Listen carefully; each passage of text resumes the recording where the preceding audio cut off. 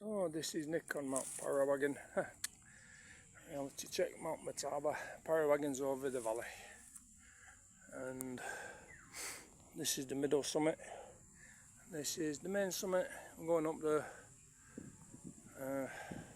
Take some pictures, have a look at the view, see if there's any war artifacts.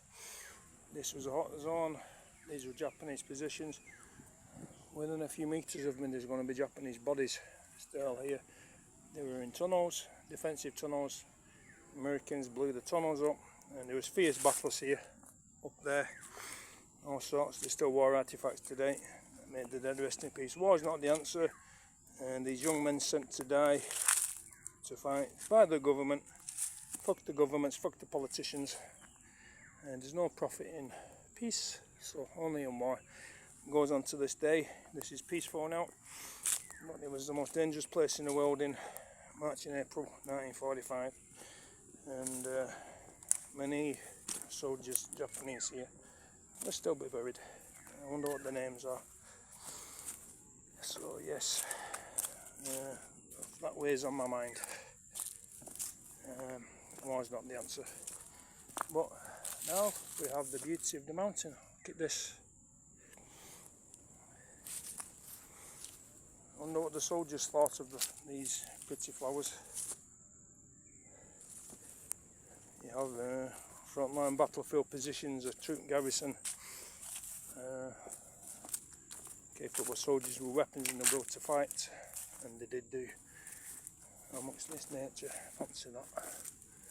Anyhow, there we go. Look at this. We're going up here. This is the World War II battlefield. There's still bombs and shrapnel and bullets.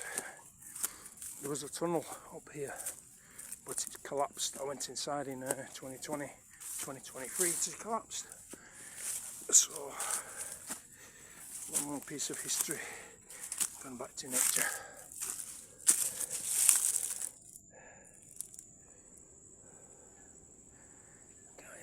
Imagine the planes and the bombs and the shells and the mortars coming in. I have the combat reports from Japan and America. The 6th Infantry Division, 5 days fighting on here. It's like something from a fucking horror film. Japanese soldiers manning machine guns, nearly blown into, still firing. One had half a leg blown off, still resisted firing his weapon. And there was a Japanese who, in the ground, on the level bit I think it would be, in a trapdoor of wood with grass on it. So American soldiers went past, and he was to open the trapdoor and shoot when they passed, but he opened it too soon. And the Americans found these 4 feet deep holes with the Japanese in the ground in the trapdoor, which were closed, and they just shoot them and kill them. So they're in their own grave basically. And then all the other stories. The Americans used Willie Pete white phosphorus grenades.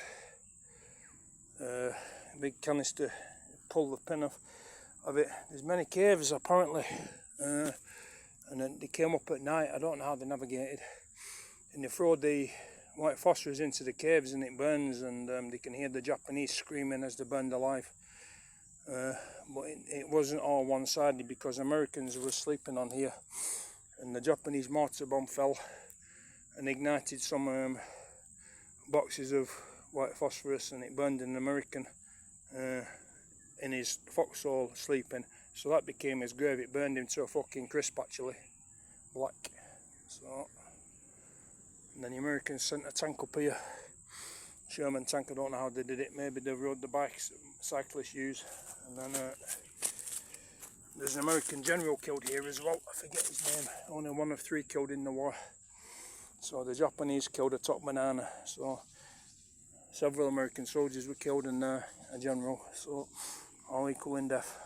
There we go. How about that?